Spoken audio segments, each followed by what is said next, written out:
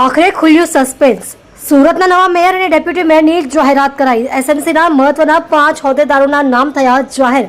સુરત મહાનગરપાલિકાના મેયર તરીકે માયાબેન માવાણીનું નામ જાહેર। સુરત મહાનગરપાલિકાના ડેપ્યુટી મેયર તરીકે સુધાકર ચૌધરીને જવાબદારી સોંપાઈ। સુરત મહાનગરપાલિકાના સ્ટેન્ડિંગ ચેરમેન તરીકે રાજન પટેલનું નામ જાહેર કરાયું। સુરત મહાનગરપાલિકાના શાસક પક્ષ નેતા તરીકે અલ્પા મહેતાને જવાબદારી સોંપવામાં આવી। સુરત મહાનગરપાલિકાના દંડક તરીકે ઉર્મિલા ત્રિપાઠીની કરાઈ વરણી। આપ જોઈ રહ્યા છો ગુજરાતની સૌથી પહેલા ખબર આપતી Surat express news channel. Director Rajesh Mangleni સાથે પૂર્વ મેયર, પૂર્વ ધારાસભ્ય તેમજ સૌરાષ્ટ્ર યુનિવર્સિટીના પૂર્વ vice chancellor doctor Kanubhai Mavani સાહેબના તારીખ 8/5/2024ના રોજ થયેલ દુઃખદ અવસાન બદલ આજની આ સભા ઊંડા ઘેરા શોકની લાગણી અનુભવે છે। ડોક્ટર કનુભાઈ માવાણીનો જન્મ તારીખ 2 ઓક્ટોબર 1944ના રોજ ગારિયાદર ભાવનગર ખાતે થયો હતો।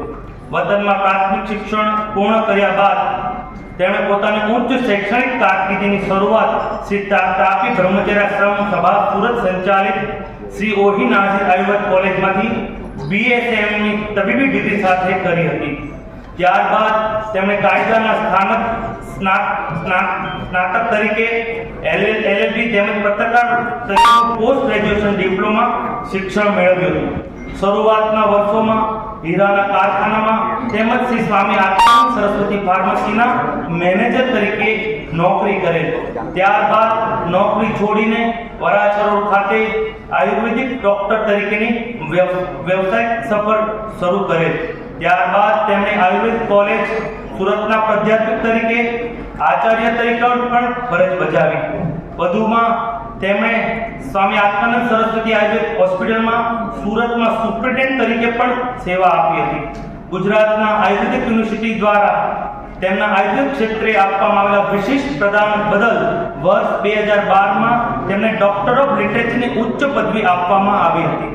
તેઓ મૂળભૂત રીતે સૌરાષ્ટ્રના વતની હતા, પણ સુરતને પોતાની કર્મભૂમિ બનાવેલી હતી।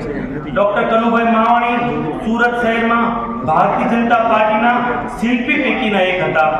તેઓ ભારતીય જનતા પાર્ટીના સ્થાપના પહેલાના શરૂઆત વર્ષમાં RSS સાથે પણ સક્રિય રીતે જોડાયેલા હતા। સંઘના સંસ્કારો અને રાષ્ટ્રવાદી વિચારધારાથી પ્રેરિત થઈ તેમણે પોતાનું જાહેર જીવન અને સામાજિક સેવાનો મજબૂત પાયો નાખ્યો હતો।